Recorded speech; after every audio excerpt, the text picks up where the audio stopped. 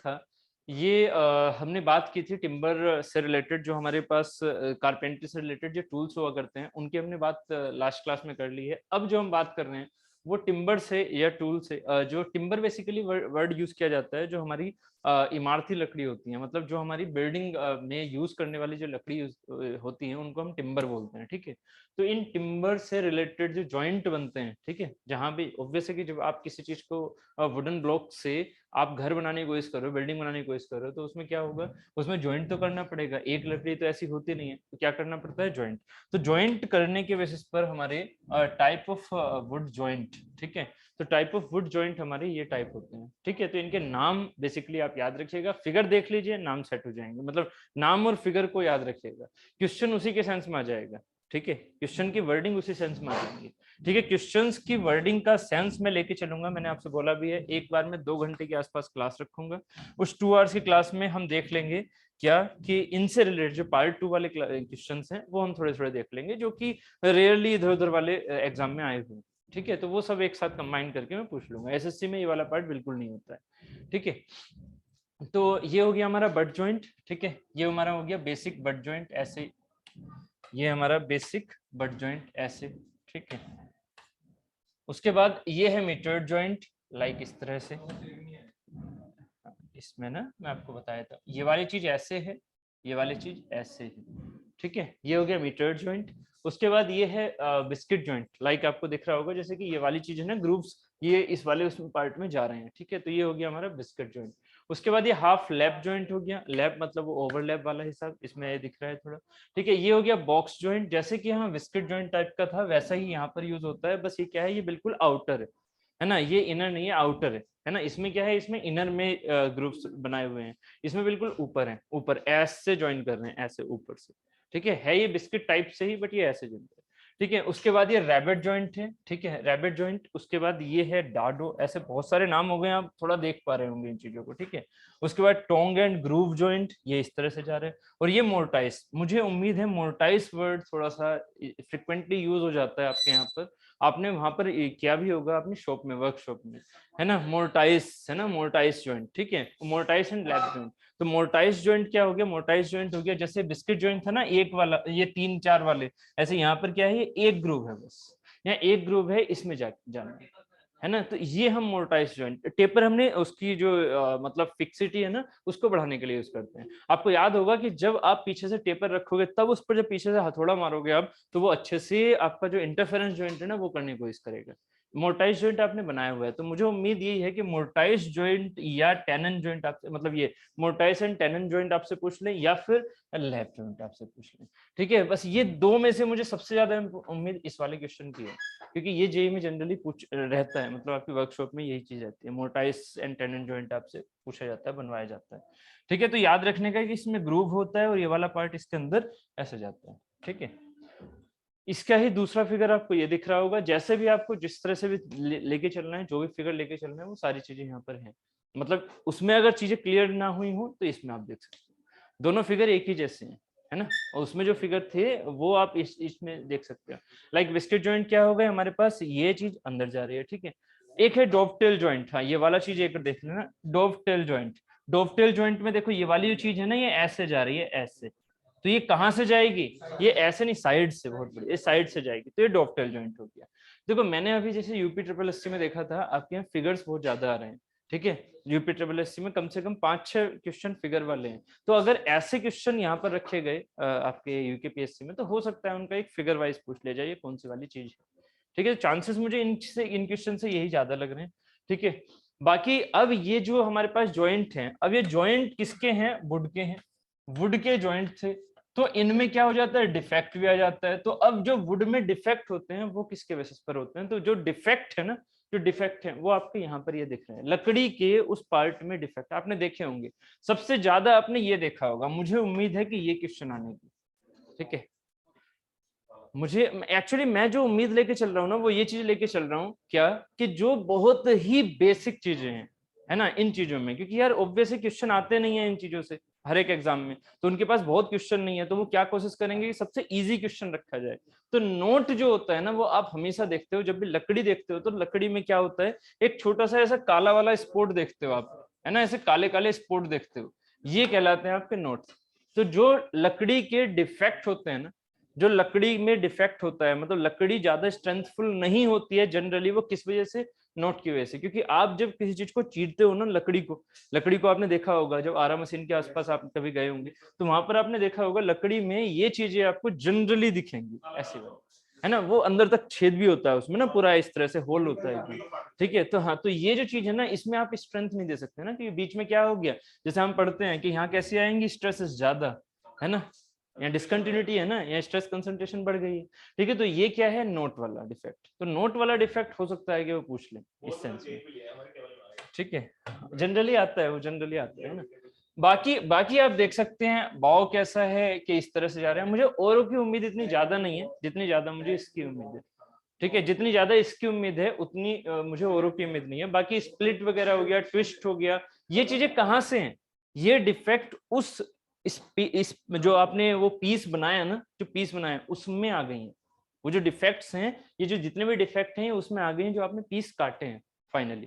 ठीक है, तो ये पीस में भी डिफेक्ट पहले से ही था। ये किसकी वजह से होता है, ये नेचुरल होता है। ये जो हमारे पास अंदर, जैसे मटेरियल को आपने पेड़ को सोचा हुआ है ना, तो पेड़ के अंदर से होगा वो नेचुरल होगा। ये वाली चीजें क्या है, ये वाली चीज जैसे कि आप मान लीजिए लकड़ी भीग गई, भीगने के बाद आपने देखा होगा कि जब वो सूखती है तो वो बैंड हो जाती है। तो इनमें से ये वाले जो आपके चीजें हैं, ये आपकी बैंड की बेसिस पर आ रही है। बस थोड़ा सा बस ये याद रखना है कि जब ये लेंथ वाइज ऐसे जा रही है तो इसे क्रूक बोल रहे हैं, जब ये विथ वाइज जा रही है तो इसे कप बोल रहे हैं, जब ये ऐसे जा रही है तो इस तरफ से ऐसे इस वाले प्लेन में जा रही है तो इसे बाव बोल रहे हैं। बस, तो ये हमारे एक तरह से सिंपली बैंड है। ये है ट्विस्ट, ऐसे करके चले जाना, ये हो गई ट्विस्ट। ये स्प्लिट है, स्प्लिट भी आप काफी बार देखते हो, है ना, स्प्लिट भी देखने को मिल जाता है। लकड़ी मतलब क्या होता है, फटी रहती है उस तरह से। ठीक है, तो ये जो है ये स्प्लिट हो गया। नोट हमारे पास ये है, स्प्लिट हमारे पास ऐसा हो गया। ये हो गई शेक। शेक में क्या, छोटे छोटे छोटे छोटे छोटे छोटे ये आपके जो लेंदी वाले जो क्रैक्स होते हैं वो आ रखे हैं, ये हो गए शेक। ठीक है, वेन क्या होती है कि आप लेके चलना तो ऐसा चाह रहे थे और उसमें वो साइड में क्या है, साइड में थोड़ा सा ये टीयर हो रखी है, फटी हुई है। ठीक है, ये होगी वेन। ठीक है, उसके बाद ये चेक हो गया। चेक क्या है, ज्यादा है। ये शेक क्या होते हैं, बहुत कम कम होते हैं। चेक क्या होते हैं, ज्यादा होते हैं। ठीक है, तो ये जो चीजें हैं, ये जो चीजें हैं उसमें सबसे ज्यादा इंपॉर्टेंट है ये, प्लीज इसको याद रखिएगा। बाकी जो चीजें हैं वो सेम इंपॉर्टेंट है। सबसे ज्यादा मुझे उम्मीद है कि नोट से क्वेश्चन आ जाए। ठीक है, चेक इसी का, जो शेक का है ना, शेक का बड़ा पार्ट, क्रैक का बड़ा पार्ट, है ना, जब आप उसमें देखते हैं कि बहुत ज्यादा ग्रूव आ रखा हो, एक लट्ठे में बहुत ज्यादा बड़ा ग्रूव आ रखा हो। ठीक है, वो चेक। ठीक है, स्प्लिट वो यहाँ पर ये जैसे कि आर पार होने की चांसेस हैं उसके। ठीक है, ठीक, उसके बाद वो थे हमारे क्या, वो सारे रिलेटेड हो गए कारपेंट्री से। जो चीजें दो छोड़ी थी मैंने, एक तो मैंने उसके जॉइंट छोड़ दिए थे और एक यहाँ पर ये था कि डिफेक्ट उसमें क्या हो जाते हैं। अब आ जाते हैं हमारे फाउंड्री टूल। मैंने उस दिन ही बोला था कि कास्टिंग हमने पढ़ी हुई है। अगर आप कास्टिंग का उसमें जो नीचे वाले वर्कशॉप में वो चीजें पढ़ेंगे ना, उसमें सब चीजें हमने कवर की हुई है। चिल भी कवर किया है, फाउंड्री की जो सैंड होती है उनकी प्रॉपर्टी भी कवर की है, सैंड कौन से हमारे बनाए जाते हैं कोर के लिए वो भी है, ऑयल सैंड वगैरह, तो वो सारी चीजें हमने कवर कर रखी है। ठीक है,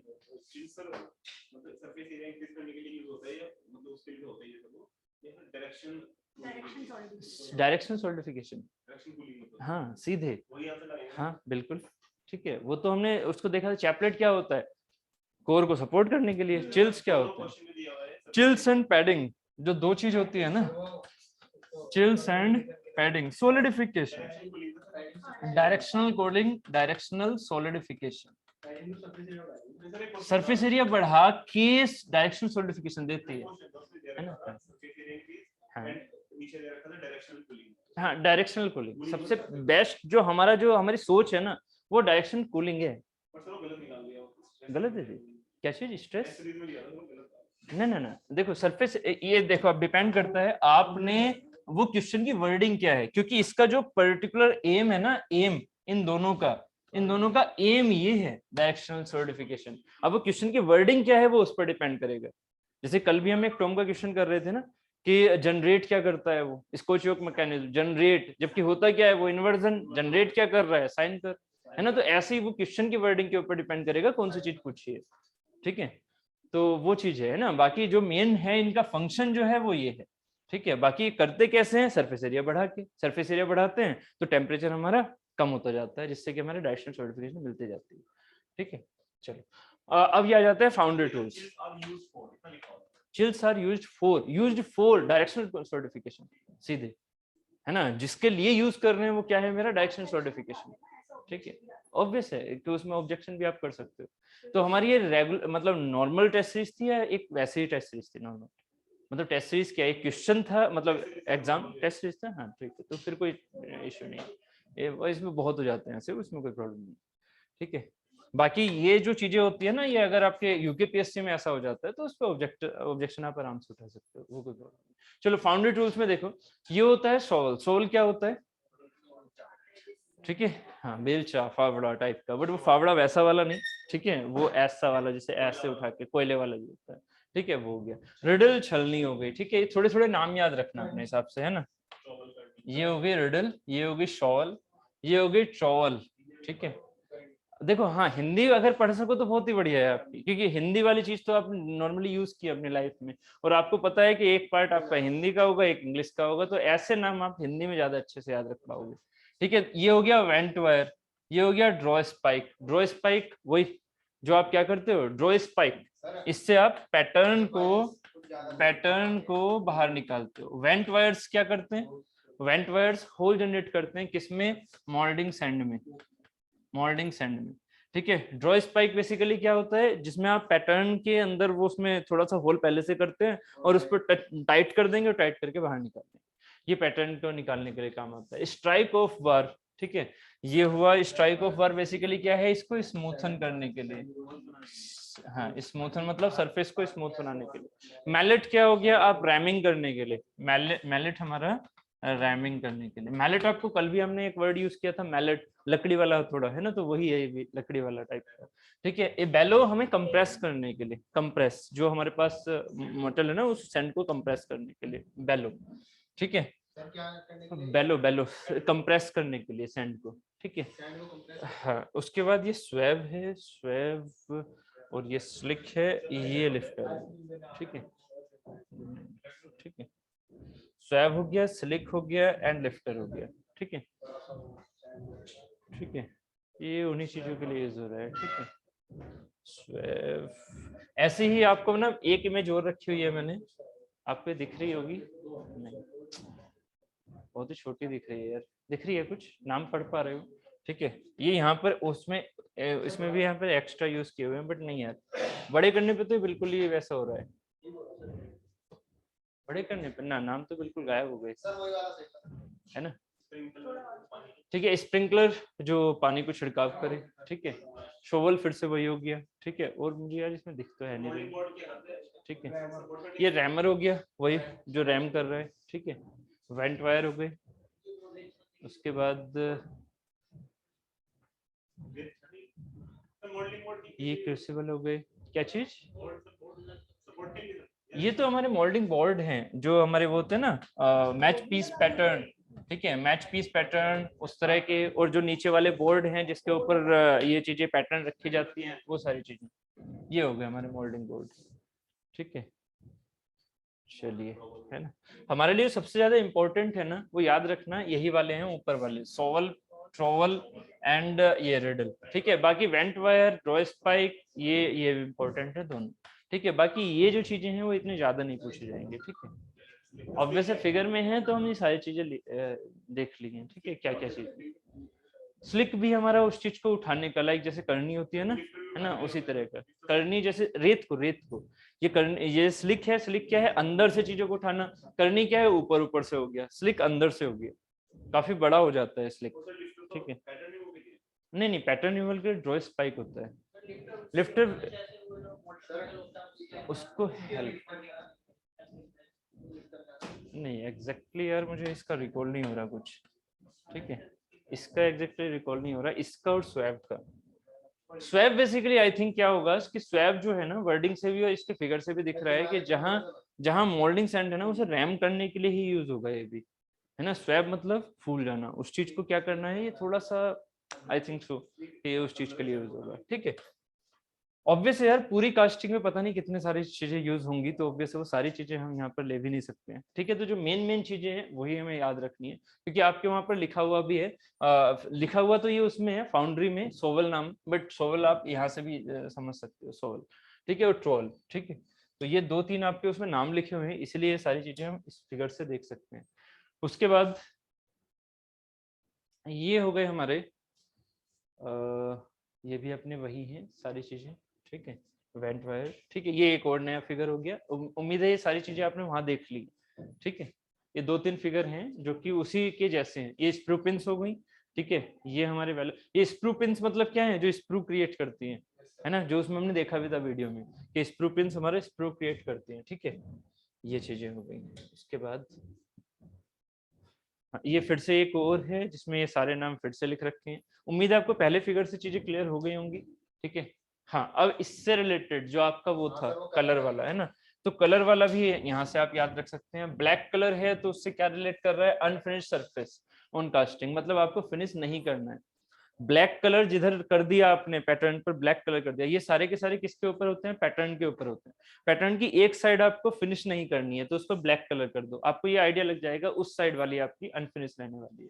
दूसरी क्या है, रेड अगर करना है, रेड अगर कर रहे हो तो मतलब वो सरफेस आपको फिनिश चाहिए बाद में, है ना, तो उसको आपको फिनिश करना पड़ेगा। ठीक है, तो finish surface on casting. Yellow का है, येलो का मतलब क्या है कि वहां कोर प्रिंट लगा हुआ है। कोर प्रिंट, कोर प्रिंट का मतलब वो पैटर्न का पार्ट नहीं है, वो आपके फाइनल प्रोडक्ट का पार्ट नहीं है। वो क्या है, वो कोर प्रिंट है, मतलब कोर को सपोर्ट करने के लिए जगह बना रहा है ना, वो मेरे पैटर्न का पार्ट तो है अभी पैटर्न का, बट मेरे फाइनल प्रोडक्ट का पार्ट नहीं। तो उसको क्या कर दिया, येलो कलर से, है ना। ये चीज सबसे ज्यादा इंपॉर्टेंट है, येलो वाली। ठीक है, ब्लैक, ब्लैक क्या है, पार्टिंग सरफेस। ठीक है, अगर पार्टिंग सरफेस भी है तो भी उसको हम ब्लैक दिखाएंगे। पार्टिंग सरफेस जहां पर पार्ट हो रहे हैं, और जहां ये वाला ब्लैक है वो क्या है, अनफिनिश सरफेस, बिल्कुल बिल्कुल लास्ट वाला सरफेस, ऑब्वियसली ये ऊपर वाला सरफेस रहेगा जो ये वाला ब्लैक है। Red yellow strips, strips, strips है मतलब कैसी स्ट्रिप, इस तरह से आपने ऐसे धारी धारी बना दी, रेड और येलो की आपने धारी धारी बना दी, तो ये क्या है, ये हमारी सीड्स फॉर लूज पीस। यहाँ लूज पीस पैटर्न यूज होगा। लूज पीस पैटर्न याद है ना, कि मेटल उसी का बना हुआ है वो वहीं रह जाए, है ना, वो वहीं रह जाए, मेटल उसी का बना हुआ है, मतलब वो वाला पार्ट उसी मेटल का बना हुआ है जिसका आपको फाइनल प्रोडक्ट चाहिए, और उसमें से पैटर्न आपने बाहर निकाल लिया, वो मेटल वहीं रह गया रेत के अंदर ही। ठीक है, उसी उसी उसी मटेरियल का बना हुआ है वो, जिसका आपको फाइनल प्रोडक्ट चाहिए। तो ये अगर ये यहाँ पर स्ट्रिप्स ऐसे लगी हुई है तो इसका मतलब वो seeds for loose piece pattern है वो खुद में। ठीक है, क्लियर है, ये हो गए आपके कलर वाइज चीजें। ठीक है, उसके बाद ये भी एक और रखा हुआ है। ठीक है, ये वाली चीजें वही हैं। ठीक है, कि जैसे आपने मशीन सरफेस देखा, सरफेस एज कास्ट, हम हमारा ये हो गया कोर प्रिंट वाला येलो हो गया। ठीक है, loose piece yellow strip, support क्या है, रेड स्ट्रिप्स येलो। ठीक है, ये हमारे पास ऑन रेड है, ये हमारे पास ऑन येलो है। ठीक है, क्वेश्चन किसी भी सेंस में आ जाएगा वो आप देख लीजिएगा, दोनों चीजें सेम ही है। ठीक है, दोनों चीजें सेम ही है। उसके बाद आ जाते हैं हमारे स्मिथी से रिलेटेड, कास्टिंग वाली बात हो गई और कारपेंट्री वाली बात हो गई। अब आ जाते हैं स्मिथी। स्मिथी का मतलब जो हमने कल पढ़ा था, फोर्जिंग। फोर्जिंग जनरली स्मिथी क्या होती है कि आप हैमर पकड़ते हो, हैमर से आप क्या करते हो, ठोकते हो इस पे, ये वाली चीज है। ये क्या होता है, एनविल होता है। आपने फोर्जिंग के टाइम पर देखा होगा कि आप ये चीज को गर्म करते हो, मोल्ट नहीं करते हो, हीट करते हो, है ना, हीट करते हो, रेड हुड करते हो। उसको क्या करोगे, उसको अपनी शेप के हिसाब से, जैसी भी वो शेप है, अगर होलो है तो इस पे आर पर ऐसे रख दोगे, है ना, उसके बाद यहाँ से ऊपर से ठोकोगे उसे, है ना। तो ये जो चीज है, और अगर वो फ्लैट है तो फ्लैट के हिसाब से देखोगे, सरफेस उसकी बेंड करनी है तो इसके ऊपर बेंड कर दोगे, है ना। बिल्कुल, आप जैसे सोच पा रहे हो ना वो जो चीजें, वैसे आपने मैन्युफैक्चरिंग लैब में भी देखी होगी, मैन्युफैक्चरिंग लैब में भी देखी होगी, है ना। जो स्मिथी वाला पोर्शन होता है वहां ये एनविल लगा होता है। तो एनविल का एक काम करना, एनविल उन्होंने अलग से लिखा हुआ है आपके उसमें सिलेबस में, मतलब सिलेबस में स्मिथी शॉप में ना एनविल लिखा हुआ है। एनविल के ये थोड़े नाम याद रख लेना, कि जिस जो ये आगे ये लगा होता है इसका नाम क्या है, दैट इज द बीक, है ना। उसके बाद बॉडी की टेंशन मत लो। ठीक है, मुझे ये लग रहा है कि बीक वाला पार्ट वो एनविल के अंदर से पूछ सकते हैं। ठीक है, कि एनविल में बीक कहाँ होता है। ठीक है, ये पूरा एनविल है, ये पूरा एनविल कहलाता है। ठीक है, इसमें ये बीक ये वाला पार्ट है।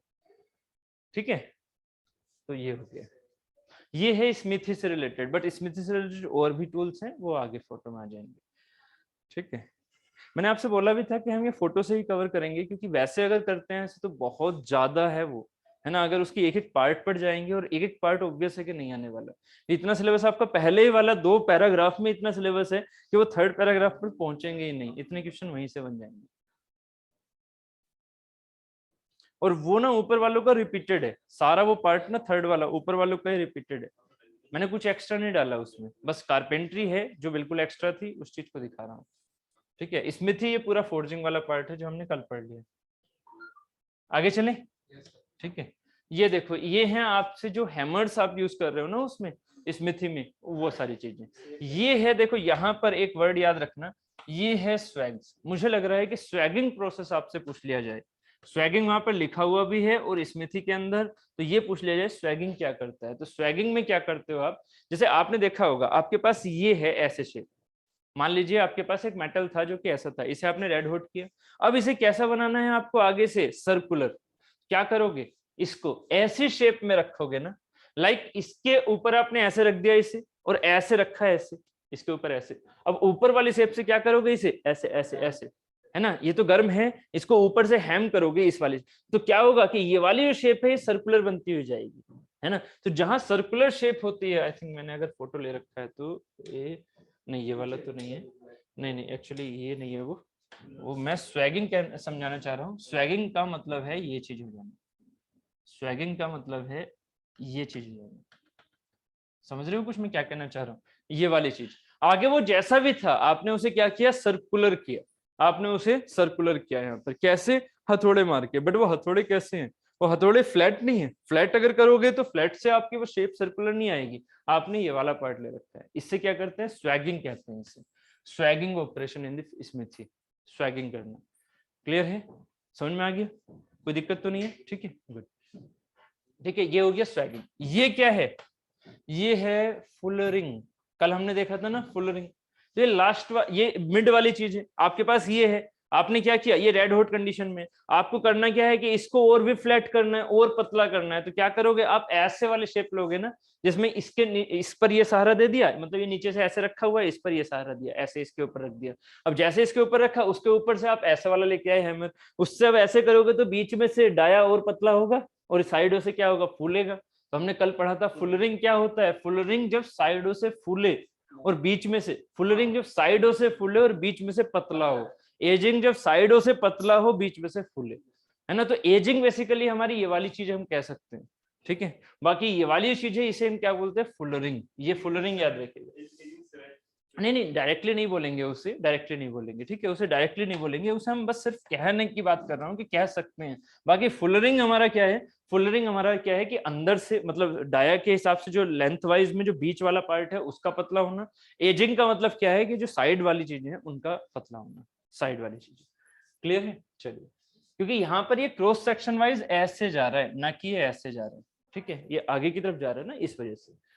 ठीक है, उसके बाद ये फ्लैटर हो गए, जहां हमें फ्लैटन करना है। ठीक है, तो ये हमारे फ्लैटर्स हो गए, ये हमारे सेट हैमर्स हो गए। उम्मीद है कि आप ये समझ पा रहे होंगे कि जैसा जैसा मटेरियल है, लकड़ी थी तो लकड़ी वाले हैमर्स थे। ठीक है, यहाँ ये कैसे वाले होंगे, ये स्टील वाले होंगे, है ना, अरोट आयरन के होंगे जनरली।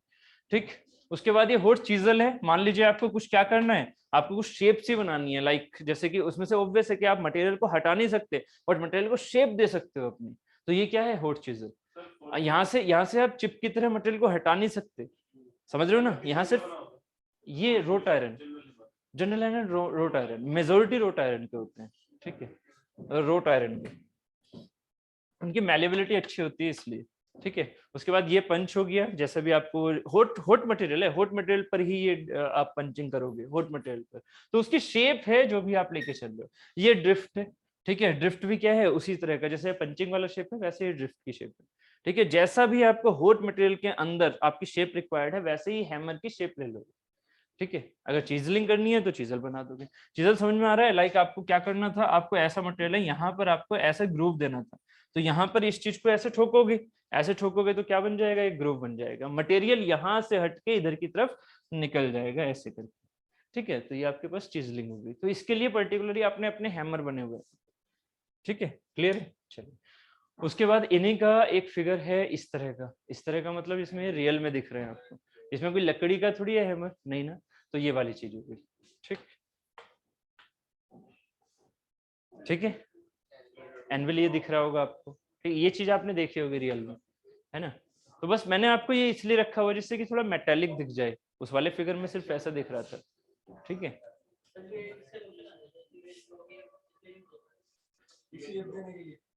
शेप कौन सी वाली, सर्कुलर बनाना है, सर्कुलर बनाना है, तो हमारा ये स्वैग वाला प्रोसेस यूज होगा, ठीक है, स्वैग वाला, ठीक, हाँ सर्कुलर शेप, ठीक है।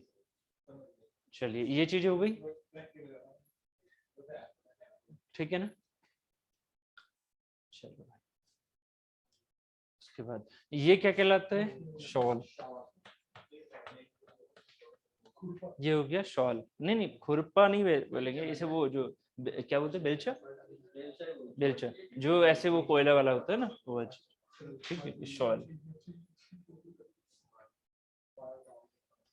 ये क्या है, फायर टूल्स, फायर टूल्स में ये हो गया पोकर, ठीक है, पोकर, पोकर क्या है, फायर टूल्स मतलब जब आप रेड हॉट कर रहे हो किसी मटेरियल को, तो आपको उसे डायरेक्टली छू तो सकते नहीं, ग्लव्स आपने पहन रखे हैं चलो, बट क्या करते हैं कि आपने अगर उस मटेरियल को आपको रेड हॉट करना है, ठीक है, तो आप क्या करोगे, उसे टच तो करोगे ना किसी मटेरियल से, तो वही चीज है यहाँ पर, ये वो है ये फायर टूल्स। एक क्या हो गया, पोकर हो गया, एक हो गया शोवल जो कि आपके पास उसको गर्म करने के लिए, फर्नेस को गर्म करने के लिए यूज किया जा रहा है, ठीक है, और ये हो गया रेक। रेक में देखना आगे की साइड में ऐसे करके बैंड है, ऐसे बैंड, ऐसे अगर ऊपर से देखोगे ना तो ये चीज ऐसे दिख रही है, ऐसे दिख रही है, ऊपर से देखने पर ही ऐसे दिख रही है। इससे क्या कर लोगे, अगर कोई पतला सा पार्ट है जो कि इस साइड या इस साइड जा रहा है, तो उसे आप अपने हिसाब से सही कर सकते हो, ठीक है। जैसे वो होता है ना स्नेक को पकड़ने के लिए, है ना, ऐसे वो कर देते हैं जिससे कि वो आगे की तरफ ही जाएगा, ऐसा होता है ये आपका रेक, ठीक है। ये मतलब जब होट कर रहे हैं ना हम किसी मटेरियल को, उस टाइम पर इन चीजों का यूज करेंगे, एक हाथ में तो ग्लव्स होंगे और बाकी इन चीजों को पकड़ रखा होगा, ठीक है। चलो पोकर थोड़ा सा याद रखना, ये पोकर वर्ड आ जाता है ना, ये पोकर, ठीक है, फायर टूल। उसके बाद यही जो आपको मैंने अभी दिखाए थे, इसी में अब ये टूल हो गए, मतलब हैमर्स हो गए, ये हैंड हैमर्स हैं सारे के सारे। ये कल भी हमने बात कर ली थी, स्ट्रेट पिन और ये आपकी स्पेशल लॉन्ग रीच, और ये क्रॉस पिन, क्रॉस पिन और ये स्ट्रेट पिन हमने कल बात की थी। एक्चुअली ये वाली जो चीज है, ये पिन बेसिकली कैसा था, ऐसा वाला शेप है ना, कल जो हमने देखा था उस चीज में। यहाँ पर थोड़ा सा ज्यादा फिगर वैसा दिख रहा है, वहां पर कल में अच्छा था वो हैमर्स की जो शेप थी। उसके बाद ये क्या हो गया जो अभी मैंने समझाया, स्वैगिंग, ठीक है, तो टॉप एंड बॉटम स्वैग्स, ठीक है, ये स्वैगिंग हो गया प्रोसेस, ठीक है, ये सब स्मिथी में चल रहा है, ठीक है। अब आ जाता है वो पार्ट हुआ हमारा स्मिथी का, जितना भी मुझे इंपॉर्टेंट लगा आपके सिलेबस के हिसाब से, ठीक है। बाकी अब जो है वो है पेंटिंग, कास्टिंग डिफेक्ट, ना ना ना ये पेंटिंग है, पेंटिंग वाला पार्ट रखा हुआ है, ये है रेड ऑक्साइड। जो जो आपके वहां पर लिखा हुआ है ना, सिर्फ और सिर्फ वही चीज मैंने यहाँ पर लिखी है, ये है रेड ऑक्साइड। रेड ऑक्साइड क्या करती है उसकी वर्डिंग लिख लेते हैं, ठीक है। ये एक तरह से क्या है, ये आप पेंट में यूज करते हो शुरू में किसी एक मटेरियल की दीवार पर लगाने के लिए, ठीक है, एज ए पुट्टी, है ना। तो ये है रेड ऑक्साइड। ऐसे ही, अच्छा ये तो फिर हमारे पास भी आ गए, रेड ऑक्साइड हो गई, पुट्टी हो गई, और एक वर्ड है आपकी ये येलो, इसे क्या बोलते हैं, एक प्राइमर नहीं, प्राइमर नहीं, उसे बोलेंगे हम, एक सेकंड रुकिएगा। चलो पहले आप रेड ऑक्साइड लिख लीजिएगा थोड़ा सा ना, रेड ऑक्साइड, रेड ऑक्साइड लिख लीजिए।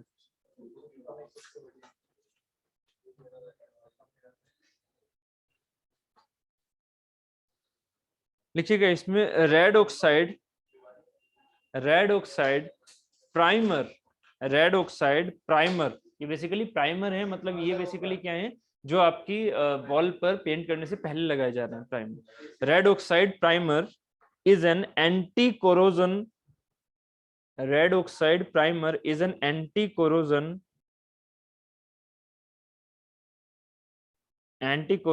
undercoat designed, undercoat designed to stop rust formation, undercoat designed to stop rust formation, designed to stop rust formation। ये प्राइमर क्यों लगाया जाता है, जिससे रस्टिंग ना हो, ठीक है।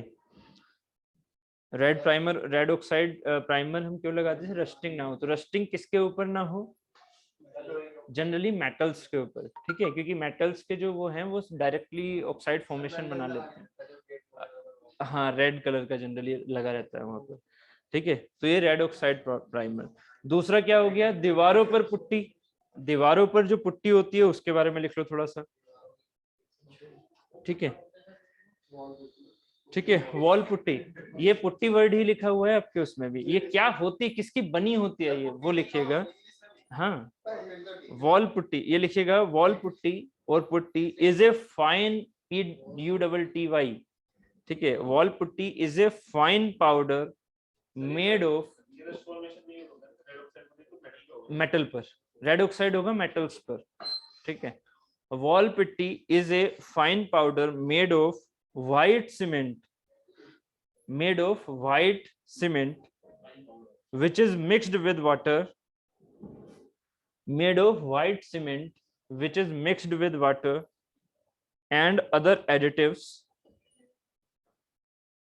made of white cement which is mixed with water and other additives to create a solution, to create a solution, solution मतलब mixture, to create a solution that is applied to the wall, that is applied to the wall, it is used, that is applied to the wall। Putty का use क्यों करते हैं, it is used to fill the cracks, it is used to fill the cracks and gaps etc, it is used to fill the cracks and gaps etc। Putty पहले आप use करते हो जिससे कि आप स्मूथ बना सको दीवार को, है ना, बहुत ज्यादा जो गैप होते हैं उसको नहीं, डिपेंड करता है। अगर प्राइमर आप यूज कर रहे हो, ठीक है, प्राइमर आप यूज कर रहे हो, सबसे पहले क्या होता है कि दीवारों पर जरूरत पड़ती है, जैसे छत होती है, छत पर जनरली जरूरत पड़ती है पुट्टी करने की, क्योंकि सीलन हो जाती है उससे वो क्रैक्स पड़ जाते हैं, तो वहां पर पुट्टी करने की जरूरत है। शुरू में प्राइमर नहीं, पहले पुट्टी, ठीक है। नहीं नहीं, सीलन से खराब हो जाती है, बट उसमें जो पहले से ही क्रैक पड़े हुए हैं छत पे, उस पर तो जनरली आप देखोगे पुट्टी का पूरा कोट करना पड़ जाता है, पूरा कोट करना पड़ जाता है, ठीक है।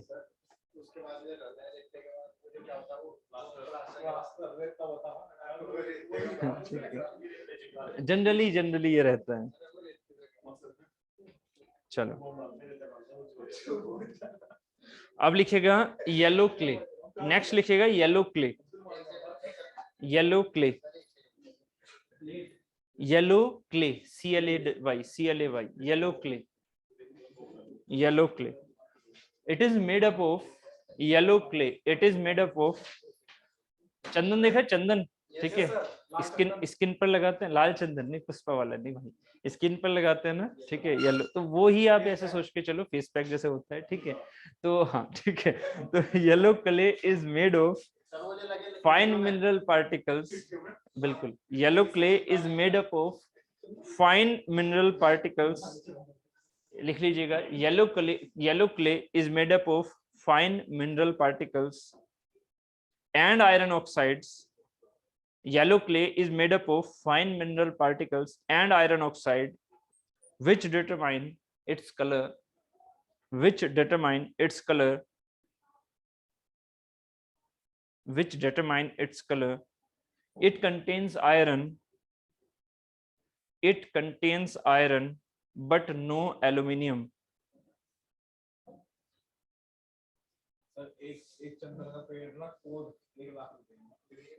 It contains iron but no aluminium। It is generally used on dry skin, it is generally used on dry skin or dry surface, it is generally used on dry surface, ठीक है, on dry surface। चलो हाँ ठीक है, next आ जाता है आपका जो हमने पढ़ा था स्टार्टिंग में, सबसे मेटल जब हम कट कर रहे थे, तो मेटल कटिंग में हमने ज्योमेट्री ऑफ द टूल पढ़ी थी, है ना, ज्योमेट्री ऑफ द टूल पढ़ी थी। अब ये टाइप्स ऑफ चिप्स हैं, ये उस टाइम पर मैंने नहीं बताई थी आपको। टाइप्स ऑफ चिप्स में 3 इंपॉर्टेंट टाइप्स ऑफ चिप हैं, सीधे सीधे इनको आपको देखना है। एक होती है कंटिन्यूअस चिप, एक होती है डिसकंटिन्यूअस चिप, एक होती है बिल्ट अप चिप, ठीक है। अब इनको थोड़ा सा याद करो, कॉन्टिन्यूअस चिप हमेशा बनेंगी, याद रखना। आपसे उम्मीद है कि मुझे आपसे सीधा वाला क्वेश्चन आएगा, ऐसा वाला ही है ना, वो टफ नहीं आएगा, कुछ घुमा के नहीं आएगा। कॉन्टिन्यूअस चिप बनती हैं डक्टाइल मटेरियल में। आपसे हो सकता है ये घुमा के पूछ लिया जाए कॉन्टिन्यूअस चिप इनमें से कौन से में बनेंगी, ऑप्शन में दे दिया जाए स्टील, कास्ट आयरन, कंक्रीट या ऐसा कुछ जिसमें आपके ब्रिटल मटेरियल हो, तो ऑब्वियस आप समझ जाओगे जो डक्टाइल है उसी को टिक करके आओगे, है ना, स्टील में। तो इस तरह का क्वेश्चन हद से ज्यादा घुमा के आ सकता है बस। ठीक है, कॉन्टिन्यूअस चिप क्या है, डक्टाइल मटेरियल में कॉन्टिन्यूअसली ही बनेंगी। ठीक है, डिसकंटिन्यूअस चिप क्या है, जो कि बनती है ब्रिटल में। ठीक है, जो कि बनेगी ब्रिटल में। तो ब्रिटल में हमारे पास कौन सा मटेरियल हो गया, कास्ट आयरन। कास्ट आयरन हमारे पास क्या हो गया, ब्रिटल। ठीक है, ठीक है, तो कास्ट आयरन। अब ये क्या है, ये है built up chip. Built up chip, उम्मीद है कि आपसे आपके यहाँ बिल्ट अप का क्वेश्चन नहीं आएगा, उम्मीद है मुझे ऐसा कि जेई बेसिस पर इतना थोड़ा सा, क्योंकि इसमें आ जाती है थोड़ा सा टफ सेंस। क्या हो जाता है, इसमें आ जाता है आपका जो बिल्ट अप एज होती हैं वो बेसिकली बनती हैं किस बेसिस पर, यहां जब, वेरी गुड वेरी गुड, यहां जब ये जो आपके पास टूल है, ये टूल आगे जा रहा है ना, और ये किसके अंदर बन रही है, ये भी थोड़ा ध्यान देना है। ये बनती हैं डक्टाइल मटेरियल के अंदर, बट कब, डक्टाइल मटेरियल के अंदर बन तो रही है, बट कब, जब इसमें फीड रेट, फीड रेट मतलब जो इसका मोशन है, जो इसकी फीड है वो थोड़ी कम है एज कंपेयर टू दिस, वो थोड़ी कम है। क्या हो रहा है, और इसका जो थर्मल कंडक्टिविटी है इस मटेरियल की वो भी कम है। तो इसका मतलब क्या होगा, हीट जैसे ही यहां रह जाएगी, और देखो ऑब्वियस है हीट ज्यादा हो गई यहाँ पर, क्योंकि आपने फीड रेट कम दे रखा है, मतलब वेलोसिटी कम रखी है, दूसरी इसमें थर्मल कंडक्टिविटी इसकी कम है, इसका मतलब सारी की सारी हीट जो आ रही है वो यहीं पर है। तो क्या होता है कि इस मटेरियल के साथ में इसकी वेल्डिंग हो जाती है ना, और ये वेल्डिंग ऐसी नहीं है कि पूरा चिपक गया, थोड़ा सा वो वेल्ड पार्ट हुआ, क्योंकि यहाँ पर फोर्स आप लगा रहे थे तो वेल्ड पार्ट टूट जाएगा, और वो जो टूटेगा वो कहां पर चिपक के, यहां से मटेरियल टूट गया एक तरह से ये समझो, और वो किस पर चिपक के आ गया, देखो ये वाली चीज यहाँ पर दिखेगी आपको ऐसे। ठीक है, तो ये कहलाता है आपका बिल्ड अप एज बन जाना वर्कपीस के ऊपर। इससे क्या स्मूथ सरफेस मिल रही है, नहीं, इसमें क्या है, इसमें बार बार ऐसे ऐसे ऐसे आपको दिखेगा, ऐसे ऐसे ऐसे ये बिल्ड अप एजेस दिखेंगे, है ना। आगे जब ये काटता हुआ जाएगा ना, तो इसमें भी आगे भी ऐसे ऐसे ऐसे बिल्ड अप एजेस दिखेंगे थोड़े थोड़े। तो इन्हें बोलते हैं build up edge. Build up edge में क्या हो रहा है, बेसिकली वेल्डिंग हो रही है। वेल्डिंग कहाँ कहाँ, छोटी छोटी छोटी छोटी पॉइंट्स, जो ये टूल टिप है ना इसके पास। ठीक है, बात एकदम क्लियर है, बस इतना था इस वाले में। ठीक है, बाकी ये चीजें समझ में आ गई, ये इसके लिए है।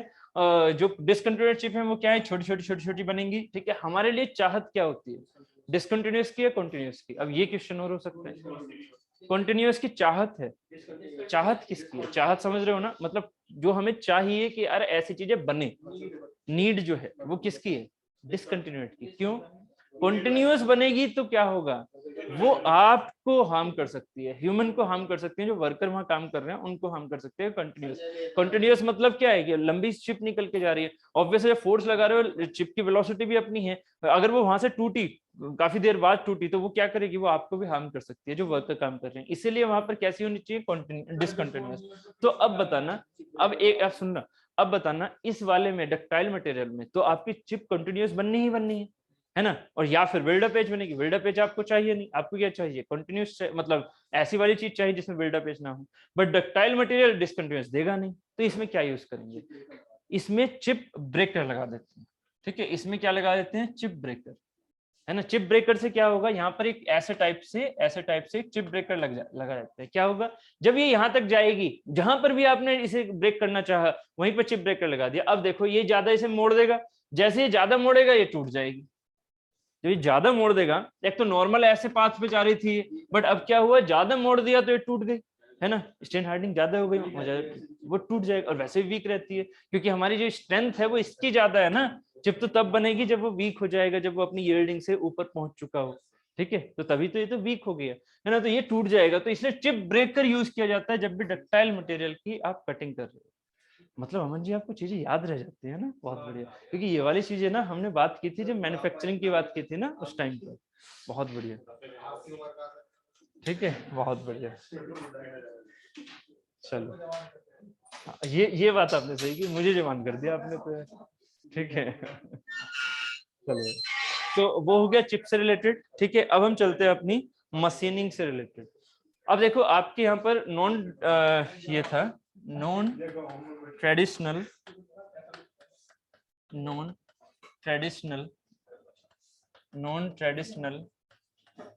मशीनिंग मेथड,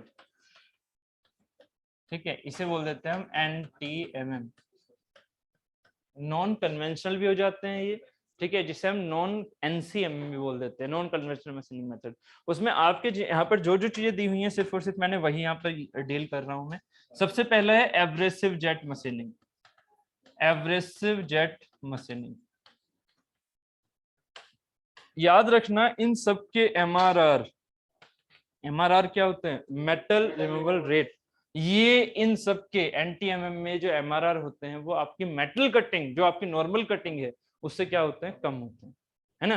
तो एब्रेसिव जेट मशीनिंग में भी MRR क्या होगा, कम होगा। बट ये जो एब्रेसिव जेट मशीनिंग है, लाइक आपने अगर मेटल को कट करना है, वो अगर ब्रिटल है, लाइक ग्लास है, ग्लास को कट करना है आपको, ग्लास को कट करना है, क्या आप लेथ पे कट कर पाओगे, नहीं। क्यों? क्योंकि उसमें इतनी इफेक्टिवनेस है ही नहीं, मतलब उसमें इतनी स्ट्रेंथ है ही नहीं कि वो मेटल के फोर्स को झेल पाए, है ना। बात समझ में आ रही है? जबकि एब्रेसिव जेट से क्या यहाँ पर वो वर्क पीस टूट सकता है, क्या ग्लास को कट कर सकते हो, यस। कैसे कर सकते हो? आपने क्या किया, एक नोजल, देखो ये सिस्टम के बारे में ज्यादा आपको जानने की मेरे हिसाब से जरूरत नहीं है। मेरे हिसाब से अगर इजी पेपर ही रहा तो ऑब्वियसली कि ये सारी चीजें अंदर से नहीं पूछी जाएंगी। सिर्फ और सिर्फ क्या रहेगा, एब्रेसिव जेट मशीनिंग में कौन सी चीज यूज होती है, क्या करने के लिए, मेटल को काटने के लिए। तो एब्रेसिव जेट मशीनिंग से ही आपको सीधा समझ में आ रहा है कि वो एब्रेसिव की जेट होगी। और एब्रेसिव पार्टिकल क्या होते हैं वो हमने ग्राइंडिंग में पढ़ा हुआ है, याद है ना, Al2O3 टाइप से। तो वो जो एब्रेसिव्स हैं बस उन्हीं को क्या करना है आपको, यहाँ पर नोजल की हेल्प से हाई वेलोसिटी के साथ, हाई एनर्जी के साथ यहाँ पर भेजना है ना, वर्क पीस पर। वो जाएंगे, बम्बार्डमेंट करेंगे, काइनेटिक एनर्जी का बम्बार्डमेंट होगा, और उसके हिसाब से वो ग्लास के मटेरियल को या जो भी मटेरियल है यहाँ पर उसको वो तोड़ने की कोशिश करेंगे जहां पर आपको तोड़ना है। बात एकदम क्लियर है, ठीक है। एब्रेसिव जेट मशीनिंग है। एक है वाटर जेट मशीनिंग, यहाँ आपका वाटर जेट मशीनिंग ऑप्शन में नहीं था, बट मैं यहीं पर बता दूं, वाटर जेट मशीनिंग में यहाँ नोजल से वाटर भेजा जाता है, तो वाटर से भी कट हो जाता है। ऐसा नहीं है वाटर से कट नहीं होता, वाटर से भी कट हो जाएगा, बट वाटर की स्पीड बहुत हाई होती है। हाँ बिल्कुल, आपने देखे भी होंगे घर में, ये बहुत सही चीज। वाटर की स्पीड क्या होती है, बहुत ज्यादा हाई होती है, ठीक है। और स्पीड हाई करने के लिए आपको क्या देना पड़ेगा, यहाँ पर प्रेशर ज्यादा बनाना पड़ेगा। तो यहाँ पर आपका प्रेशर वाला पार्ट, यहाँ प्रेशर ज्यादा बनाना पड़ेगा। आपके पास पोटेंशियल तो है नहीं, सुनो ना, आगे पोटेंशियल तो है नहीं, है ना। पोटेंशियल मतलब ऐसा तो नहीं है कि पहाड़ों पर से आपने वो ले रखा है नोजल, ऐसा तो नहीं।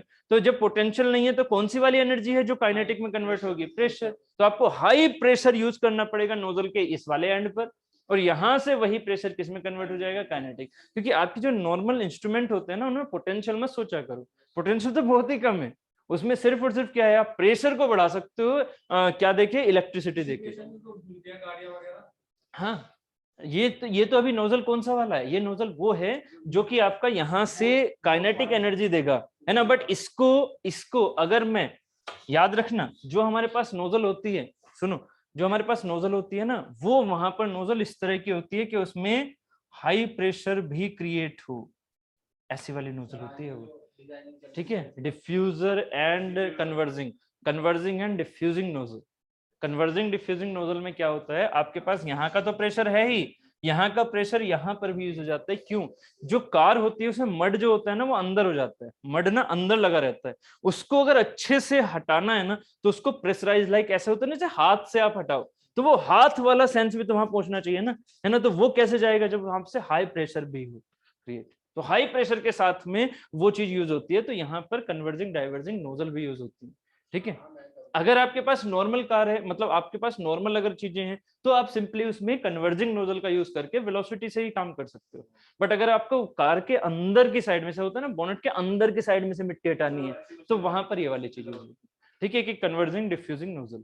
ठीक है, दूसरी चीज, आप जो हमारे घर में पाइप से यूज करते हैं उसमें क्या करते हो, नोजल तो आप लगाते नहीं हो, है ना, सीधा ऐसे बना देते हो, है ना। तो उससे क्या होता है, उससे सिर्फ काइनेटिक एनर्जी तो उतनी, उसमें काइनेटिक आती नहीं, सॉरी, उसमें काइनेटिक नहीं आती, उसमें क्या पोटेंशियल होती है ना। प्रेशर तो उसमें क्रिएट नहीं करते आप, पंप थोड़े लगा रहे हो कोई, आपने जो टैंक है डायरेक्ट, हाँ जो मोटर से आ रही है वो पंप्ड है, बट जो डायरेक्टली अपने टैंक वाले के बारे में सोचो कि टैंक से जो आ रही है वो हमारे पास क्या है, पोटेंशियल है। उस पोटेंशियल को बस आपने क्या कर रखा है, हाथ से बस ऐसे कर रहे हो तो काइनेटिक बढ़ा रहे हो, उसमें प्रेशर वाली तो ज्यादा बात ही नहीं है ना।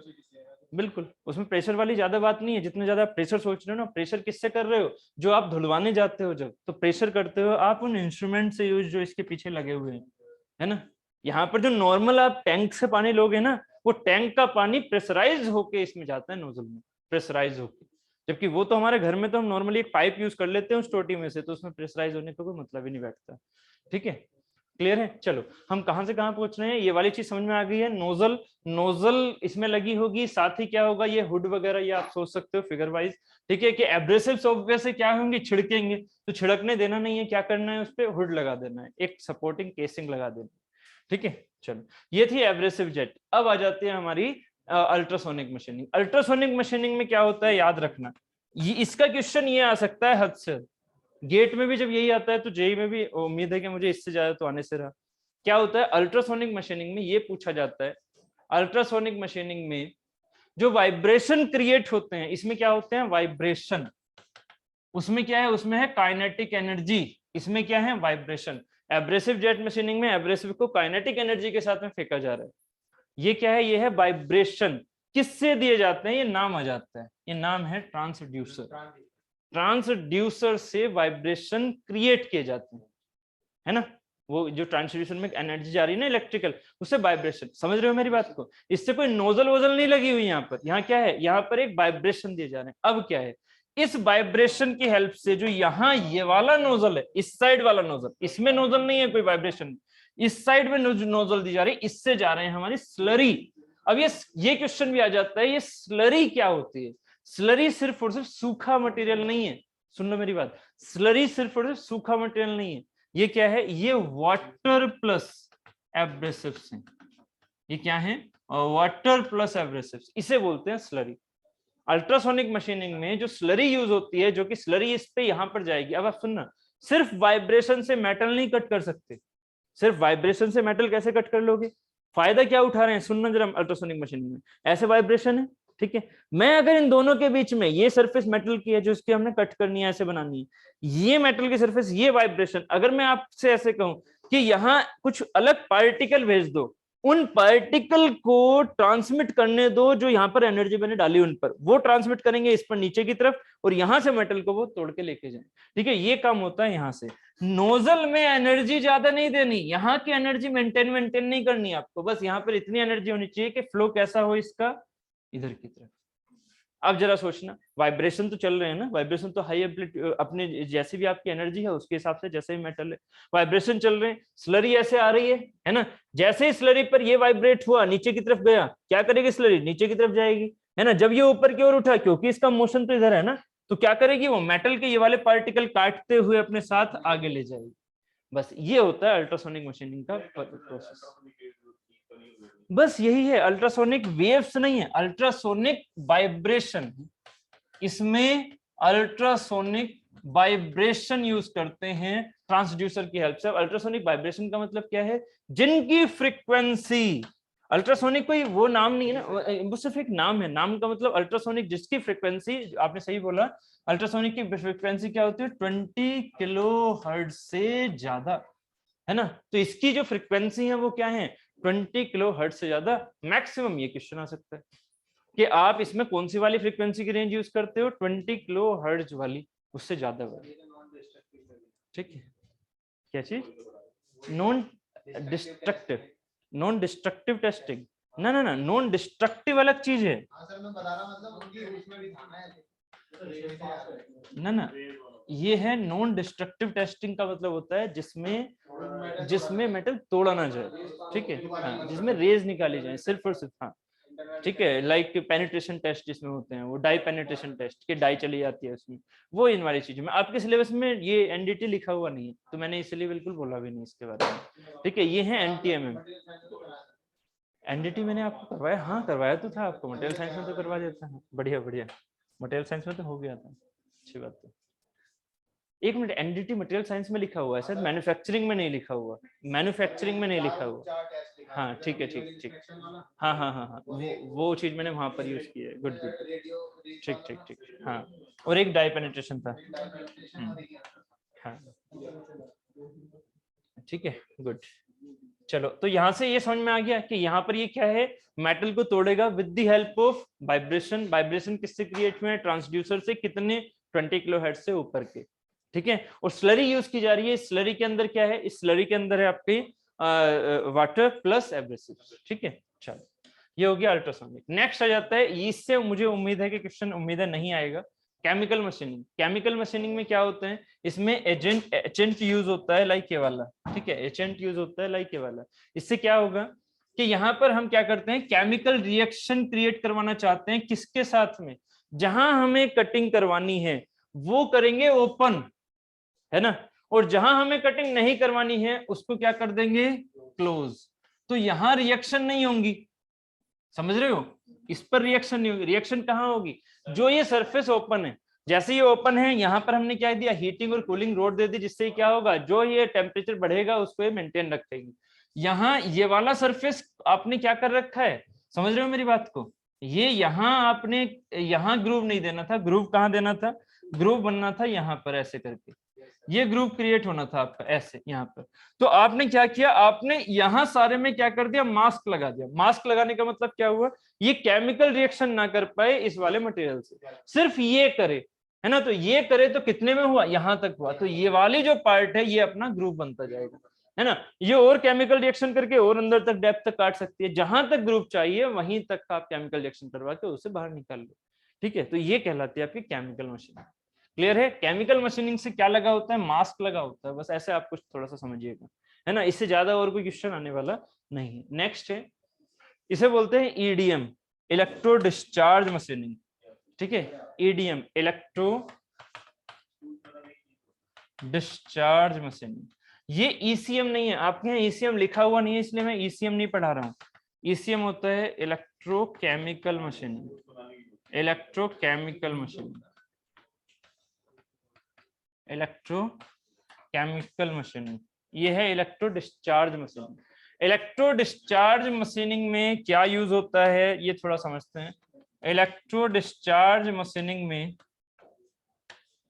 इलेक्ट्रो डिस्चार्ज मशीनिंग में क्या क्या होता है, एक वर्ड याद रखिएगा, इसमें होता है, एक चीज ये है, कैपेसिटेंस का मीनिंग समझ में आता है, कैपेसिटर, कैपेसिटर क्या होते थे, स्टोर करते थे, ठीक है। स्टोर करने के बाद एक पर्टिकुलर पॉइंट पर जाके वो आयनिक हो जाया करते थे, याद है ना, एक पर्टिकुलर पॉइंट पे जाके वो तुरंत आयनिक हो जाते थे, ठीक है। तो इसके अंदर जो ये आपने मटेरियल रखा हुआ है, ठीक है, ये आपने यहाँ पर जो मटेरियल रखा हुआ है इसके अंदर, मतलब ये वाला मटेरियल, ठीक है, वो देखो वो कैसा है, वो है डाइलेक्ट्रिक फ्लूइड। डाइलेक्ट्रिक फ्लूइड का मतलब क्या हुआ, जब इन दोनों के बीच में, ये भी मेटल जिसको आपको शेप को बनाना है, ये ऊपर वाला मेटल, ये मेटलिक टूल है एक तरह से आपका, इसे क्या बोलेंगे, टूल, बट ये टूल काटता नहीं है डायरेक्टली, ये अपनी शेप को इस पर क्या करता है, इम्प्लांट करता है। किस तरह से करता है, अपने इस डाइलेक्ट्रिक फ्लूइड की हेल्प से। ऐसे काट नहीं रहा है, इसे काटते हुए मत सोचना, बट ये कैसे कट हो रहा है, कट का प्रोसेस अलग है, ये एनटीएमएम वाला हिसाब है, ये वैसा वाला नहीं है कि सीधा इस टूल ने कट कर दिया, ठीक है। यहाँ स्पार्क, और ये स्पार्क कब बनती है उसी के लिए मैं बता रहा हूँ, इसमें पड़ा होता है डाइलेक्ट्रिक मटेरियल। कैसा, डाइलेक्ट्रिक मटेरियल। तो आपसे जो क्वेश्चन आ सकते हैं वो ये आ सकते हैं कि डाइलेक्ट्रिक मटेरियल कौन सी में यूज हो रहा है, या फिर ईडीएम में क्या यूज होता है, डाइलेक्ट्रिक मटेरियल। इसके जो एग्जांपल होते हैं वो हो जाते हैं कैरोसिन, ठीक है। कैरोसिन जनरली यही वाला क्वेश्चन आता भी है कि कैरोसिन किस कौन सी चीज है, ठीक है। तो कैरोसिन इसमें यूज किया जा रहा है, जो कि एक डाइलेक्ट्रिक मटेरियल। डाइलेक्ट्रिक मटेरियल क्या है कि एक पर्टिकुलर वोल्टेज के बाद ये हो जाएगा तुरंत आयनाइज। डाइलेक्ट्रिक मटेरियल क्या हो जाता है, एक पर्टिकुलर वोल्टेज के बाद, एक पर्टिकुलर वोल्टेज के बाद इसमें क्या हो जाएगा, आयनाइजेशन हो जाएगा। जैसे इसमें आयनाइजेशन हुआ, ये उस गैप के हिसाब से होता है। जहां मान लीजिए जैसे कि ये चीज है, ये है ऐसे, ये मुझे ऐसे शेप चाहिए, तो ऐसी शेप चाहिए, तो यहाँ पर स्टार्टिंग में अभी क्या है, स्टार्टिंग में अभी गैप कहाँ है, यहाँ सबसे कम। तो यहाँ अगर सबसे कम गैप है तो क्या होगा, यहाँ होगा आयनाइजेशन। यहाँ आयनाइजेशन होगा, ये मटेरियल क्या हो जाएगा, आयनाइजेशन होने का मतलब करंट फ्लो, करंट फ्लो का मतलब यहाँ से मेटल हटता जाएगा करंट फ्लो के होने।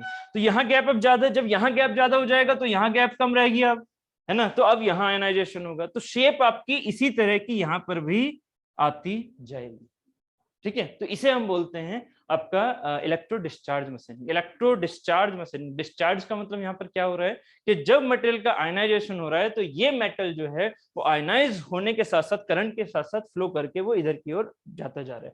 तो इसके अंदर हमारा क्या हो गया, इसका मेटल का पार्ट भी इंक्लूड हो गया इसके अंदर, है ना। हटके वो जा कहाँ रहा है, वो इसी की पार्टिकल के अंदर जा रहा है, जो ये डाइलेक्ट्रिक मीडियम है यहाँ पे, ठीक है। थोड़ा थोड़ा क्लियर हो गया, ठीक है। तो इससे जो क्वेश्चन है रिलेटेड वो सीधे यहाँ पर लिखे हुए हैं इस फिगर में, कि डाइलेक्ट्रिक मटेरियल यूज होता है, दूसरा वो केरोसिन है, तीसरा इसमें डिस्चार्ज होता है, तो चौथा अगर क्वेश्चन थोड़ा सा भी ट्रिकी आ जाए, ट्रिकी मतलब थोड़ा सा हाई लेवल का आ जाए, तो इसमें क्या होता है बेसिकली वेपराइजेशन।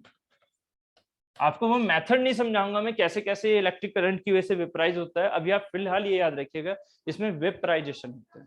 इसमें जो कटिंग होती है वो किसकी हेल्प से होती है, वेपराइजेशन होने की वजह से, ठीक है। अभी ये नहीं समझा रहा मैं वेपराइजेशन कैसे होता है, ठीक है। चलो क्लियर है, आगे चलें।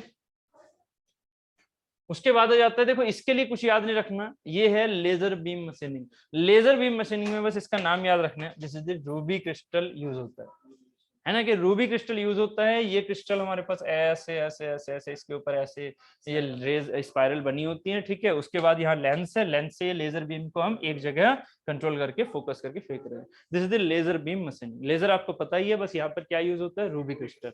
बाकी ये सारी चीजें आपको याद रखने की जरूरत नहीं है कि ऐसे ऐसे ऐसे ऐसे, ठीक है।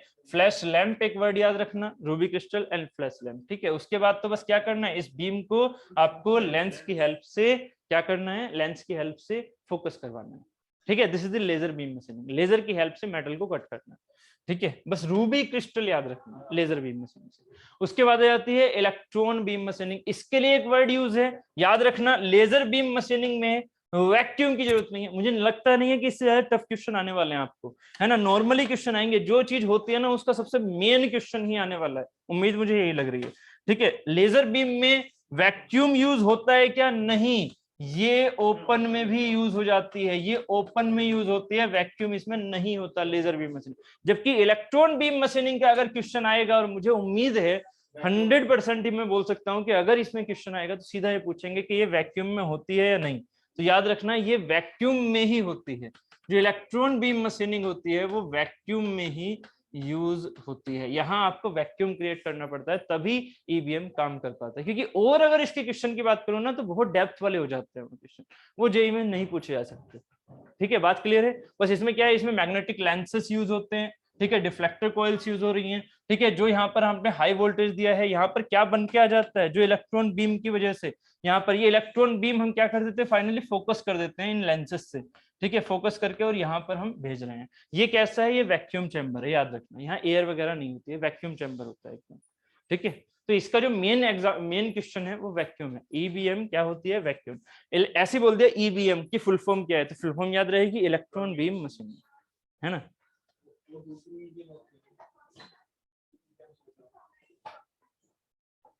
चलो उसके बाद आ जाता है plasma arc machining. Plasma arc में क्या होता है, ये प्लाज्मा हमारा प्लाज्मा यहाँ क्रिएट करवाते हो आप। जैसे प्लाज्मा आपने किसमें पढ़ा हुआ है, प्लाज्मा किसमें पढ़ा हुआ, आर्क वेल्डिंग में, आर्क वेल्डिंग में। तो बस मुझे प्लाज्मा को समझाना नहीं है, प्लाज्मा बेसिकली क्या है, प्लाज्मा आर्क वेल्डिंग किसमें होगी, वैक्यूम में नहीं। इसके लिए किसकी जरूरत है, एयर की। क्यों, क्योंकि एयर को ही तो आयनाइज करेगी, एयर को ही तो आयनाइज करेगी, मतलब जो मीडियम है उसी को तो आयनाइज करेगी, तो मीडियम होना इसमें जरूरी है। स्पार्क वही क्या, fourth phase of the matter, fourth phase, mass का जो फोर्थ फेज है that is the plasma. Plasma का जो टेम्परेचर है वो बहुत ज्यादा होगा, तो प्लाज्मा का यहाँ पर जो प्लाज्मा क्रिएट हो रहा है ना ये वाला, ये प्लाज्मा बहुत ज्यादा टेम्परेचर का होगा, जिसकी वजह से वो वर्क पीस को यहाँ पर यहाँ गला देगा, गला देगा मतलब उसको हटा देगा, ठीक है, मेटल को, ठीक है। बात क्लियर है। तो ये है प्लाज्मा आर्क कटिंग। उसके बाद अब ये रह जाएगी आपके लास्ट वाले पार्ट जो लिखे हुए हैं लास्ट में, ये थोड़े थोड़े शायद मैंने वहां नहीं समझाए थे, वहां सिर्फ आपको ये बोला था कि सुपर फिनिशिंग प्रोसेस होते हैं ये। हाँ, मैंने आपको सुपर फिनिशिंग प्रोसेस के वो रेंज लिखवा दी थी या नहीं, रेंज लिखवा दी थी, बहुत बढ़िया। वो टेबल आपको भेज दी थी ना रेंज वाली, गुड। तो रेंज मैंने आपको टेबल भेज दी थी या नहीं, सभी को एक टेबल थी वो शुरू में पूरी, है ना, पीडीएफ में है ना वो, बिल्कुल।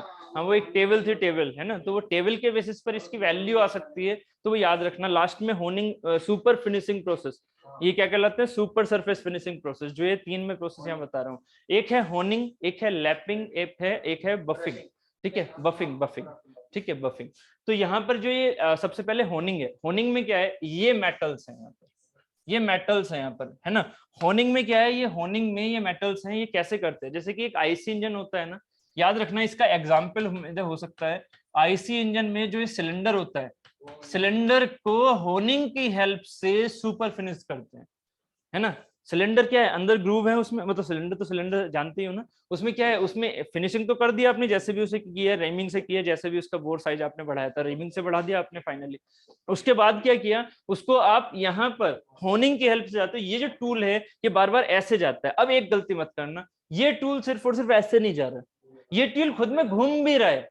तो ये ऐसे, जब ऐसे तो ऐसे जाते, देखो ध्यान से देखना, ऐसे ऐसे गया, फिर ऐसे आया, फिर ऐसे गया, फिर ऐसे आया। तो ये वाली चीज क्या हो रही है, ये चीज उसको इस तरह की शेप बनाएगी, देख पा रहे हो, ऐसी शेप आएगी, ऐसे गया, ऐसे आया, ऐसे गया, ऐसे आया। तो ये क्या कर रही है, ये और ज्यादा उसे स्मूथ कर रही है। क्या चीज, देखो कटिंग जो है ना, कटिंग यहाँ पर एक वर्ड कटिंग यूज मत करो, यहाँ पर बेसिकली हो गई ग्राइंडिंग एक तरह का, या फिनिशिंग एक तरह का। ग्राइंडिंग में वर्ड यूज करना सही नहीं रहेगा, नहीं तो आपके माइंड में रहेंगे कि एवरेज से बहुत बहुत मोटे हैं, है ना। ये सुपर फिनिशिंग प्रोसेस है, इसमें माइक्रोमीटर्स में चल रही है ना। तो दोनों में कटिंग कर रहा है वो, ऐसे भी जा रहा है, मतलब जैसे कटिंग आप समझ पा रहे होंगे, ऐसे भी जाते हुए कटिंग, ऐसे भी जाते हुए कटिंग। तो इसे हम बोलते हैं होनिंग प्रोसेस। क्लियर है, होनिंग में टूल समझ में आ रहा है कुछ कैसा है, ठीक है, और उसके प्रोसेस इस तरह से जा रहे हैं, ठीक है। गियर फिनिशिंग नहीं, ना ना ना, वो तो गियर बनाने के लिए यूज होता है। जो आप सोच रहे हो ना ऐसे ऐसे जाना, वो तो गियर कटिंग है, तो होबिंग है, वो तो गियर बनाना हो गया, वो होबिंग है, ये होनिंग है ना। ये फिनिशिंग प्रोसेस है, इससे कोई कटिंग नहीं होगी, इससे कोई शेप नहीं क्रिएट होगी। सुनो, ये बिल्कुल भी किसी भी शेप को बना नहीं रहा, शेप बनी हुई है, सिर्फ और सिर्फ इसे फिनिश कर रहा है। गियर की फिनिशिंग इससे नहीं हो पाएगी, इससे सिर्फ और सिर्फ गियर के जो शाफ्ट के अंदर से होलो पार्ट है उसकी फिनिश कर पाओगे बस, है ना। Hobbing is a forming process, hobbing is a generating process, generating process. हाँ वो कटिंग करता है, उसकी सरफेस आपकी जनरेट करता है, ठीक है। फॉर्मिंग प्रोसेस में क्या होगा, पहले से ही आपके पास है मटेरियल, है ना, फॉर्म टूल है, उससे बना रहे हो तो वो फॉर्मिंग है, ठीक है। आपको याद है ना वो चीजें, भूल तो नहीं गए हो। एक जनरेशन था, एक फॉर्मिंग था, है ना, एक जनरेशन था, एक फॉर्मिंग था गियर में, जो हमने गियर में पढ़ा था। हाँ जिसमें शेप हमारे पास पहले से बनी हुई है, वो फॉर्मिंग प्रोसेस है, ठीक है। ये कल वाली फॉर्मिंग नहीं है, ये गियर वाली फॉर्मिंग है, ठीक है। नेक्स्ट, हाँ लैपिंग प्रोसेस। लैपिंग में आपको अगर ये वाला फिगर आपको ठीक ठाक लगे तो ठीक, नहीं तो ये वाला यूज करो, ये अच्छा रहेगा। लैपिंग प्रोसेस क्या है, देखो इस तरह का है, क्या आपने वर्क पीस ये रखा हुआ ऊपर का, ये होगी हमारी लैप प्लेट, इन दोनों के बीच में जो ये छोटे छोटे मटेरियल है स्लरी, वो स्लरी डालते रहते हैं, लाइक बहुत ही पतली पतली स्लरी इसमें जाती रहेगी। आपने क्या है, ग्राइंडिंग तो हो चुकी है, ग्राइंडिंग के बाद में उसको फिर से वो चिकना कर रहे हो, ग्राइंडिंग के बाद में तो क्या कर रहे हो उसमें, जैसे कि आपने, जैसे ये चीज तो आपने शायद वहां पर फर्श में भी देखा होगा, बट फर्श में एक चीज याद रखना, फर्श में लैपिंग में टूल जो है, जो ये हमारे पास लैप प्लेट है, वो लैप प्लेट यहाँ पर मेटल की नहीं होती फर्श में, याद करो। उसके ऊपर क्या होता है, जैसे मार्बल में हम यूज करते हैं ना, उसके ऊपर रबर लगी होती है, आपने शायद थोड़ा ध्यान देखा होगा, उसके ऊपर रबर टाइप का मटेरियल होता है, वो होती है बफिंग, वो होती है ये वाली बफिंग, बफिंग। वो जो उसके ऊपर आपने मेटल को देखा था ना, वो बफिंग होती है, ठीक है, जो हमारे पास ये नॉर्मल प्लेट्स होते हैं। हाँ ये बफिंग जो है, बफिंग के बीच में भी आप कुछ रख दोगे, ठीक है। इसका एक दो फिगर और मैं रख लेता।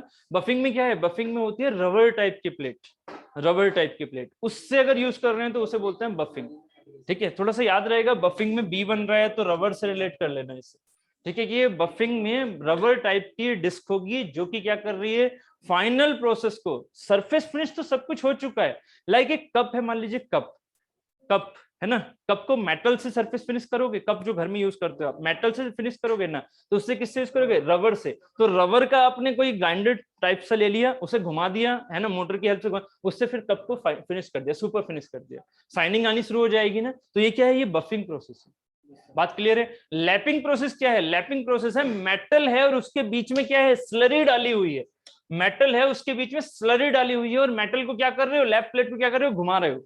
लैप प्लेट हमारा मोटर की हेल्प से क्या हो रहा है, घूम रहा है। तो यहाँ पर मान लीजिए ये है लैपिंग प्लेट और ये है इसके नीचे वाला पार्ट जिसमें आपको क्या करनी है, ये सुपर फिनिशिंग करनी है। तो क्या कर दिया, यहाँ इस लैप प्लेट को घुमा दिया मोटर की हेल्प से, और साथ ही इसके बीच में क्या डाल दी, स्लरी डाल दी। तो इनकी सुपर फिनिशिंग मिल जाएगी। जो ये वाले मटेरियल यहाँ दिखा रखे हैं व्हाइट कलर वाले, इनके नीचे के साइड से सुपर फिनिशिंग मिल जाएगी। क्लियर है। तो ये वाला पार्ट था हमारा सुपर फिनिशिंग का, जो लास्ट के 3 फिगर आपको दिखा रखे हैं। ठीक है, तो उम्मीद है समझ में आ गया। लैपिंग क्या है, जिसमें स्लरीज यूज हो रही है। होनिंग क्या है, जिसमें टूल हमारा टू एंड फ्रो मोशन भी कर रहा है, रोटेटरी मोशन भी कर रहा है। लाइक सीधा उसका याद रखना सिलेंडर होता है, सिलेंडर की अगर हमें फिनिशिंग करनी है तो वो हमारा होनिंग से होगा। ठीक है। लैपिंग क्या है, ऐसा प्लेट याद रखना, ये वाला लैपिंग क्या है, प्लेट। तो इसमें स्लरी है ना, सरफेस वाली चीज हो पाएगी, ऐसी वाली है ना। उसके बाद अगर हम इसकी बात करें तो ये सीधा याद रखना कि रबर वाला टूल होता है, जैसे हमने कप का एग्जांपल दिया कि रबर वाला टूल होता है इसमें लगा हुआ। ठीक है, तो ये हो गया हमारा मैन्युफैक्चरिंग कंप्लीट। ये बफिंग है लास्ट वाला, लास्ट वाला इज द बफिंग। क्या चीज, ये लाइक ऐसे हैं जैसे कि यहाँ पर हम मेटल्स में अब फिर मेटलिक यूज नहीं कर सकते। लाइक अब हम मेटलिक यूज नहीं कर सकते। उसमें क्या है, उसमें हमारे पास ऐसा मटेरियल है, लाइक ऐसी शेप है। कैसी शेप है, कुछ इस तरह की शेप है, मान लो कि जो हमने सोची नहीं हो। मतलब जैसे कि एक होती है ना रेगुलर शेप, रेगुलर शेप नहीं है, ऐसी कुछ है। तो अब क्या करोगे, इसके लिए मेटल्स यूज नहीं करोगे, आप इसकी शेप गड़बड़ कर दोगे। आपको क्या करना है, रबर टूल यूज करना है। जिससे क्या होगा, रबर टूल को ऐसे घुमा दो, वो घूमने वाले होते हैं। ठीक है, वो घुमा दो और ये यहाँ से हर तरफ से आप साइनिंग कर दोगे इसकी।